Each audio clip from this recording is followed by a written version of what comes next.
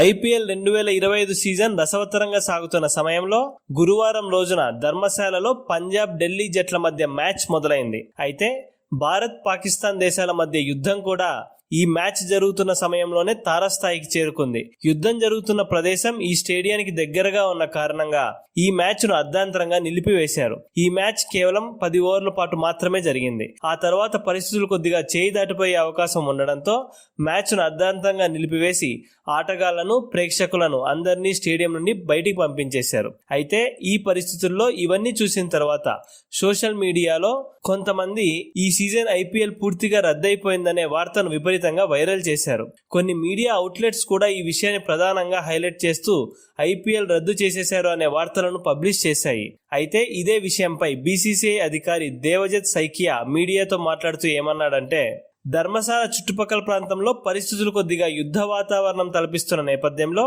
పంజాబ్ ఢిల్లీ మ్యాచ్ను రద్దు చేయడం జరిగింది. అయితే చాలా మంది ఈ సీజన్ ఐపీఎల్ మొత్తం రద్దయిపోయిందనే వార్తలను బాగా వైరల్ చేస్తున్నారు. ఈ విషయంపై నేను ఒక క్లారిటీ ఇవ్వదలుచుకున్నాను. మేము ఇంతవరకు ఈ సీజన్ ఐపీఎల్ ని రద్దు చేయాలని ఏ నిర్ణయం తీసుకోలేదు. అసలు ఇప్పటి వరకు మేము ఎటువంటి మీటింగ్ కూడా నిర్వహించలేదు. మేమందరం వివిధ ప్రదేశాల్లో ఐపీఎల్ నిర్వహణ ఎలా చేయాలనే విషయంపై చర్చలు జరుపుతున్నాము. అందుకు తగ్గ ఏర్పాట్లు చేస్తున్నాము. కొద్దిగా ముందు జాగ్రత్త చర్యల్లో భాగంగానే కేవలం ధర్మశాల వేదికగా జరుగుతున్న మ్యాచ్ ను రద్దు చేయడం జరిగింది. ఈ సీజన్ ఐపీఎల్ మొత్తం రద్దయిందనే వార్త పూర్తిగా అవాస్తవం. అదొక ఫేక్ న్యూస్. ప్రస్తుతం మాకున్న సమాచారం ప్రకారం మిగతా ఐపీఎల్ మ్యాచ్లన్నీ కూడా ఆయా ప్రదేశాల్లో యథావిధిగా కొనసాగుతాయి. అందులో ఎటువంటి అనుమానం లేదు అని బీసీసీఐ సెక్రటరీ క్లారిటీ ఇచ్చాడు. కాబట్టి బీసీసీఐ అధికారి చెప్పిన దాని ప్రకారం మిగతా ఐపీఎల్ మ్యాచ్లన్నీ కూడా యథావిధిగా కొనసాగుతాయి.